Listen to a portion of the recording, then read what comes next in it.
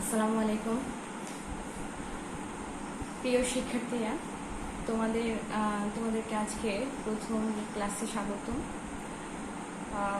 যারা এবছর অনার্স প্রথম বর্ষে ভর্তি হয়েছে জাতীয় বিশ্ববিদ্যালয়ের আন্ডারে মানিকগঞ্জ সরকারি মহিলা কলেজ দর্শন বিভাগে, তাদেরকে সুস্বাগত জানাচ্ছি। তোমাদের ক্লাস শুরু হয়েছিল গত 15 তারিখ থেকে। তো আজকে তোমাদের সাথে আমার প্রথম ক্লাস। আমি শারমিন আক্তার, প্রভাষক, দর্শন বিভাগ, মানিকগঞ্জ সরকারি মহিলা কলেজ, মানিকগঞ্জ। শিক্ষার্থীরা, তোমাদের সাথে আমার আজকে প্রথম আলোচনা। আমি তোমাদেরকে তোমাদের যে বিষয় কোড আছে 1703 সেটি পড়াবো। আপাতত আমাদের ক্লাস অনলাইনে হচ্ছে। এরপর যখন আমরা নির্দেশনা পাবো তখন অবশ্যই ক্লাসরুমে তোমাদের সাথে সরাসরি ক্লাস নেওয়ার সুযোগ হবে। তো আজকে আমরা 1703 যে কোর্স, সেই কোর্সের নাম হচ্ছে পাশ্চাত্য দর্শনের ইতিহাস, প্রাচীন ও মধ্যযুগ। এখন প্রথমেই আমরা যেহেতু দর্শন সম্বন্ধে আলোচনা শুরু করেছি, তো আমাদেরকে জানতে হবে হোয়াট ইজ ফিলোসফি বা দর্শন কি। আমরা যেহেতু পাশ্চাত্য দর্শন করব, সেহেতু দর্শনের সংজ্ঞা দিতে গেলে আমরা মূলত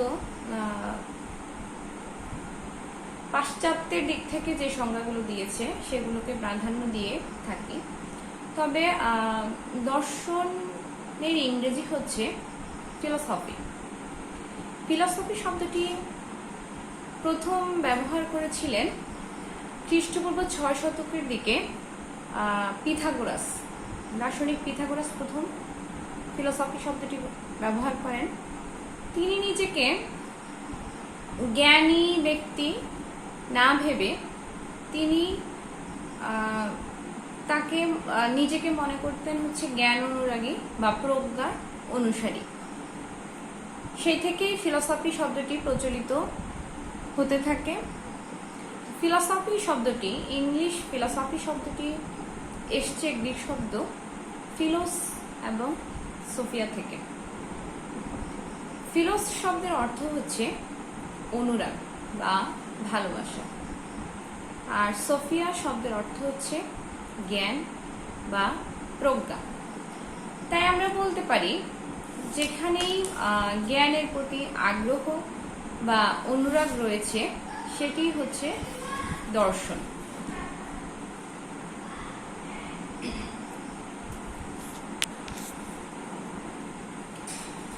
যারা জ্ঞানের প্রতি অনুরাগী তাদেরকে আমরা বলতে পারি দার্শনিক। গ্রিক দর্শনের আলোচনা অনেকেই মনে করেন যে পাশ্চাত্য দার্শনিকগণ মনে করেন গ্রিস দেশকে দর্শনের আদিভূমি। আর এ প্রসঙ্গে আমরা বলতে পারি যে গ্রিসে দার্শনিক আলোচনা আরম্ভ হয় খ্রিস্টপূর্ব 7ম শতাব্দীতে, যদিও এর অনেক আগেই ভারতবর্ষে দর্শন সম্বন্ধে আলোচনা শুরু হয়। সাধারণত জগৎ জীবন সম্বন্ধে যে মৌলিক প্রশ্নগুলো রয়েছে সেই মৌলিক প্রশ্নগুলো সম্বন্ধে উত্তর অনুসন্ধান করা এবং অনুসন্ধানের মাধ্যমে জ্ঞান আহরণ করার যে প্রক্রিয়া, সেটি হচ্ছে মূলত দর্শন। আবার দর্শন শব্দটির বাংলা দৃশ ধাতু থেকে এসছে। দৃশ ধাতুর অর্থ হচ্ছে দেখা। এখন আমরা নর্মালি যে দেখাটা দেখি সেটা এবং দর্শনের যে দেখা, এ দুটোর মধ্যে কিন্তু তফাৎ রয়েছে। যখন কোনো একটি বিষয়কে আমরা বিশেষভাবে দেখব, অর্থাৎ পর্যবেক্ষণ করব এবং সেটা নিয়ে অ্যানালাইসিস করব, সেটি হবে দর্শন।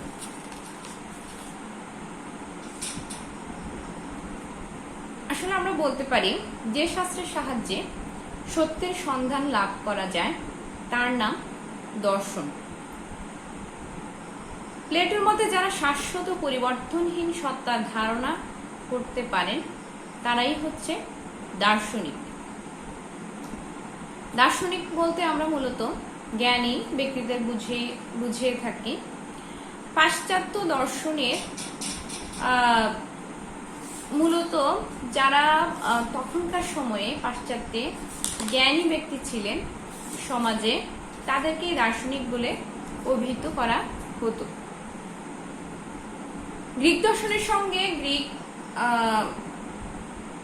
ধর্মীয় যে বিশ্বাস ছিল সেই বিশ্বাসের খুবই একটি সম্পর্ক ছিল তৎকালীন সময়ে। গ্রিক দর্শনের উৎপত্তির ইতিহাস নিয়ে দার্শনিকদের মধ্যে কেউ কেউ মনে করেন গ্রিক দর্শনের উৎপত্তির মূলে বিভিন্ন দেশের দর্শনের প্রভাব রয়েছে। কেউ কেউ বলেন গ্রিক দর্শনের উৎপত্তির জন্য ব্যাবিলন বা মিশরের কাছে ঋণী। আবার কেউ বলেন ভারত থেকেই গ্রিক দর্শনের উৎপত্তি হয়েছে। মূলত পাশ্চাত্য দর্শনের যে ইতিহাস, পাশ্চাত্য দর্শনের ইতিহাসকে আমরা চিন্তা করলে পাশ্চাত্য দর্শনের ইতিহাসে আমরা তিনটি যুগ পাব। সেটা হচ্ছে প্রাচীন যুগ, মধ্যযুগ, তারপর হচ্ছে আধুনিক যুগ। পাশ্চাত্য দর্শনের ইতিহাসকে মূলত এই তিনটি ভাগে ভাগ করা হয়। কিন্তু সমকালীন সময়ে হেগেল উত্তর দর্শন বা উত্তর আধুনিকতাবাদ নামেও আরেকটি দর্শনের যুগ শুরু হয়েছে। মানে প্রাচীন যুগ, মধ্যযুগ, আধুনিক যুগ, আর একটা হচ্ছে উত্তর আধুনিক যুগ বা আধুনিকতা পরবর্তী যে যুগ রয়েছে সেটি হচ্ছে প্রাচীন পাশ্চাত্য দর্শনের যুগকে আমরা এইভাবে ভাগ করতে পারি। এখন পাশ্চাত্য দর্শনের জনক কে? মূলত আমরা দর্শনের জনক বলে থাকি গ্রিক দার্শনিক থেলিসকে। যদিও থেলিসের আগে বিভিন্ন দার্শনিকগণ বিভিন্নভাবে আলোচনা করেছেন, কিন্তু তাদের আলোচনার সুনির্দিষ্ট কোনো প্রক্রিয়া আমাদের কাছে বা তখনকার সময়ে লোকজনের কাছে পৌঁছায়নি। থেলিসে সর্বপ্রথম একটি সুনির্দিষ্ট আলোচনা শুরু করেন বিশ্বতত্ত্ব নিয়ে। মূলত পাশ্চাত্য দর্শনের যে প্রাচীন যুগ গ্রিক দর্শনে দার্শনিক আলোচনাটা মূলত তত্ত্ববিদ্যা এবং বিশ্বতত্ত্ব এ দুটোর মধ্যেই সীমাবদ্ধ ছিল।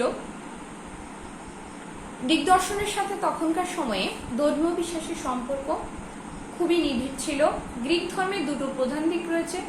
প্রথমটি হলো হোমার এবং হোসিওর, অলিম্পিক দেবতাদের ধারণা। দ্বিতীয়টি হচ্ছে খ্রিস্টপূর্ব 6 শতকের ধর্মীয় পুনরুজ্জীবন। এই ধর্মীয় পুনরুজ্জীবন কতগুলো গুরু ধর্মমতের সাথে যুক্ত ছিল। এই ধর্মমতগুলো তখনকার সময়ে যে দার্শনিক আলোচনা ছিল সে আলোচনার মধ্যে অনেকটাই প্রভাব বিস্তার করেছে। তো আমরা প্রথমেই এখন পাশ্চাত্য দর্শনের প্রাথমিক যে আলোচনা প্রাচীন যুগে, সে আলোচনা প্রথমেই শুরু হয় থেলিসের দর্শন থেকে। এজন্য থেলিসকে দর্শনের জনক বলা হয়। এশিয়া থেলিস এবং অ্যানাক্সিমেন্ডার এই যে দার্শনিকগণ আছেন তাদের যে দার্শনিক আলোচনা একে বলা হয় মাইলেসীয় দর্শন। এশিয়া মাইনরের পশ্চিম সীমান্তবর্তী আয়োনিয়া রাজ্যের মাইলেটাস নগরে গ্রিক দর্শনের সূত্রপাত হয়। মাইলেটাস ছিল তদানীন্তন এশিয়া মাইনরের এক বৃহৎ সমৃদ্ধশালী নগর। এশিয়ার সাথে এই নগরের বাণিজ্যিক যোগাযোগ ছিল অত্যন্ত ঘনিষ্ঠ এবং বাণিজ্যিক আদান প্রদানের কল্যাণেই মাইলেটাস প্রতিষ্ঠা লাভ করেছিল। মাইলেটাসের নাম অনুসারে আলোচ্য দার্শনিকদের মাইলেসীয় দার্শনিক বলে অভিহিত করা হয়। মাইলেসীয় দার্শনিকদের মতবাদ যখন আমরা আলোচনা করব তখন দেখতে পাবো যে বস্তু জগৎকে কেন্দ্র করেই তাদের চিন্তার সূত্রপাত হয়। আমি আগেই বলেছি, পাশ্চাত্য দর্শনের ক্ষেত্রে প্রাচীন যুগে প্রাচীন গ্রিক দর্শনে মূলত তাদের দুটি ছিল, দৃশ্যমান ইন্দ্রিয় জগৎ এবং বিশ্ব ব্রহ্মাণ্ডের মূল তত্ত্বের স্বরূপ কি, ইন্দ্রিয় জগৎ সত্য কিনা। যদিও তোমাদের কাছে এখন প্রাথমিক আলোচনাগুলো অনেকটাই কঠিন মনে হচ্ছে, আমরা যখন ধীরে ধীরে ক্লাস করব তখন আমাদের কাছে এই বিষয়গুলো আরো সুস্পষ্ট এবং সুন্দরভাবে পরিষ্কার হয়ে যাবে, আমরা সেটা সহজেই বুঝতে পারব। তো প্রথমেই আমরা আসি দর্শনের জনক থেলিস। থেলিসের দর্শন সম্বন্ধে আলোচনা করতে গেলে আগে আমাদের থেলিস সম্বন্ধে জানতে হবে। থেলিস ছিলেন মাইলেসীয় সম্প্রদায়ের প্রতিষ্ঠাতা এবং পাশ্চাত্য দর্শনের জনক। তাকে কেন্দ্র করে নানা ধরনের গল্প উপখ্যান প্রচলিত ছিল। শোনা যায় যে তিনি খ্রিস্টপূর্ব 585 অব্দে সংগঠিত একটি সূর্যগ্রহণের সঠিক পূর্বাভাস দিয়েছিলেন। তার দার্শনিক যে মতবাদ, সেই মতবাদটি শুধুমাত্র মূল তত্ত্ব বা তত্ত্ববিদ্যা নিয়ে ছিল না, তিনি একজন জ্যোতির্বিদ ছিলেন। বিজ্ঞানের দর্শনের যে জ্ঞানের যে বিভিন্ন শাখা রয়েছে, জ্যোতির্বিদ্যা, গণিত শাস্ত্র, এমনকি ব্যবসায়, এগুলো সম্বন্ধেও তার অধিক জ্ঞান ছিল। থেলিস 624 খ্রিস্টপূর্বাব্দে আনুমানিক 624 খ্রিস্টপূর্বাব্দে তিনি জন্মগ্রহণ করেন এবং 546 খ্রিস্টপূর্বাব্দে মৃত্যুবরণ করেন বলে ধারণা করা যায়। সমকালীন তিনি থেলিস তার সমকালীন যে জ্ঞানী ব্যক্তিগণ ছিলেন, সেই জ্ঞানী ব্যক্তিগণের মধ্যে 7 জন জ্ঞানী ব্যক্তিগণের মধ্যে তিনি অন্যতম হিসেবে স্বীকৃতি পেয়েছিলেন। থেলিসের দার্শনিক মতাবলী সম্পর্কে যেসব তথ্য পাওয়া যায় তাদের সংখ্যা নিতান্তই অপ্রতুল, কেননা তার দর্শন সম্বন্ধে আমাদের কোনো প্রামাণিক দলিল নেই। এরিস্টটলের মতে থেলিস পানিকে বিশ্বের মূল উপাদান বলে মনে করতেন।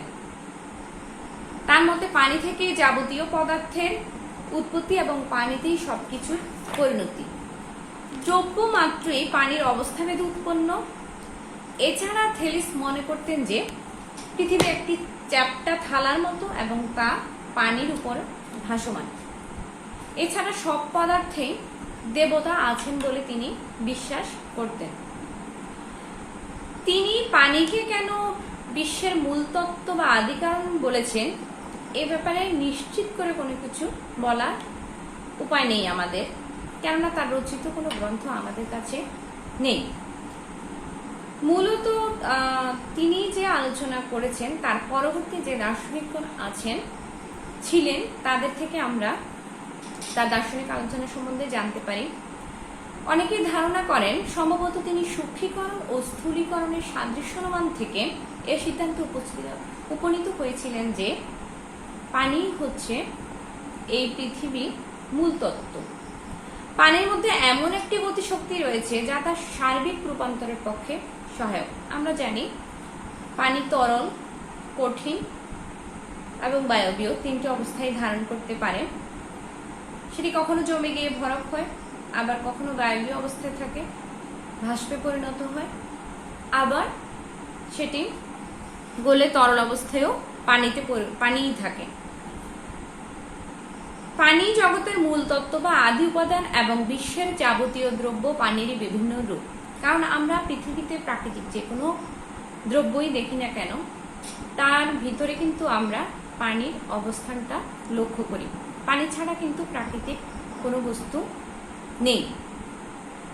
থেলিস নিজে কোনোদিন পানিতত্ত্বের সপক্ষে কিন্তু এ ধরনের যুক্তি উপস্থাপন করেননি। এ সবই পরবর্তীকালে যে ভাষ্যকার ছিল তাদের অনুমান মাত্র। তারা মনে করেন যে পাশ্চাত্য দর্শনে বিশ্বাত্মার যে ধারণা প্রচলিত হয়েছিল, থেলিসই সেটি প্রথম প্রবর্তন করেন।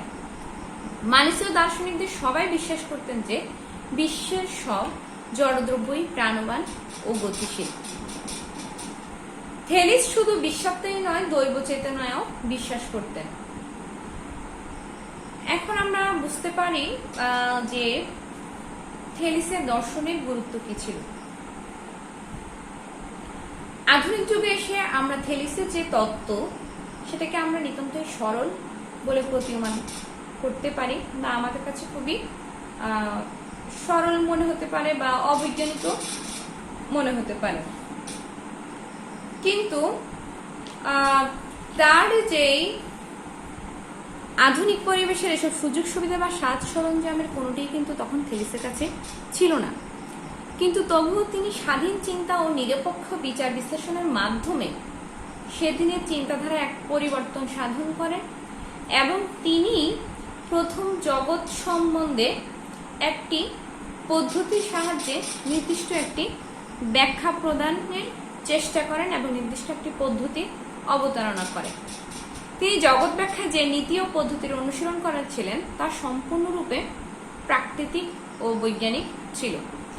দৈব কারণ ও ভিত্তিহীন পৌরাণিক উপাখ্যান আখ্যাকার কোনো স্থান কিন্তু এতে ছিল না। তখনকার সময়ে যে ধর্মীয় যে কুসংস্কার, ধর্মীয় যে ধ্যান ধারণা, সেটা থেকে তিনি বেরিয়ে এসে স্বাধীন চিন্তার মাধ্যমে কিন্তু তিনি ব্যাখ্যা দিয়ে বলেন যে পৃথিবীর আদি তত্ত্ব বা মূল তত্ত্ব হচ্ছে পানি। বিশ্বতকের বৈজ্ঞানিক মানদণ্ডে বিচার করলে থেলিস দর্শনের যে বিশেষ কোনো গুরুত্ব আছে তা আমরা বলতে পারি না, কিন্তু এর একটি স্থায়ী গুরুত্ব আছে তা কোনো মতে আমরা অস্বীকারও করতে পারি না। থেলিস যে বিশ্লেষণ করে বিশ্ব উপাদানের ক্ষেত্রে একটি প্রশ্ন উত্থাপন করেছিলেন, পরবর্তীকালে তা থেকেই শুরু হয় পাশ্চাত্য দর্শনের ইতিহাস, দার্শনিক এবং বৈজ্ঞানিক চিন্তার অগ্রযাত্রা। থেলিস যে উত্তর দিয়েছেন তাতে যুগান্তকারী কিছু থাক আর নাই থাক, প্রশ্নটি ছিল তিনি হচ্ছেন ইতিহাসের স্রষ্টা। থেলিস ছিলেন ইউরোপীয় দার্শনিকদের মধ্যে প্রথম যিনি বিশ্বের অসংখ্য পদার্থের পেছনে একটি মাত্র মূল তত্ত্ব আছে বলে মনে করেন। সেই তত্ত্বের আলোকে জগৎ ব্যাখ্যার চেষ্টাও তিনি করেছেন। এসব কারণেই থেলিসকে শুধু একজন দার্শনিক বলা যায় না, তাকে পাশ্চাত্য দর্শনের জনক বলেও অভিহিত করা হয়। তো শিক্ষার্থীরা, আজকে আমরা দর্শনের প্রাথমিক যে আলোচনা পাশ্চাত্য দর্শনের এবং পাশ্চাত্য দর্শনের জনক সম্বন্ধে আলোচনা করলাম আমরা। এর পরবর্তী ক্লাসে আমি পাশ্চাত্য দর্শনের যে বৈশিষ্ট্যগুলো রয়েছে সেই বৈশিষ্ট্য সম্বন্ধে আলোচনা করব। আজকে এতটুকুই। তোমরা সবাই ভালো থাকবে, সুস্থ থাকবে। আর আজকে তোমাদের প্রথম ক্লাস শুরু হলো। এর মধ্যে তোমরা বই কিনে ফেলার চেষ্টা করবে।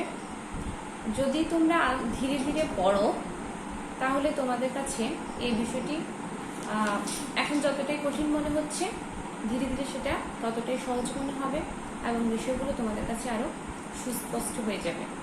সবাই ভালো থাকবে, স্বাস্থ্যবিধি মেনে চলবে। সবাইকে আল্লাহ হাফেজ।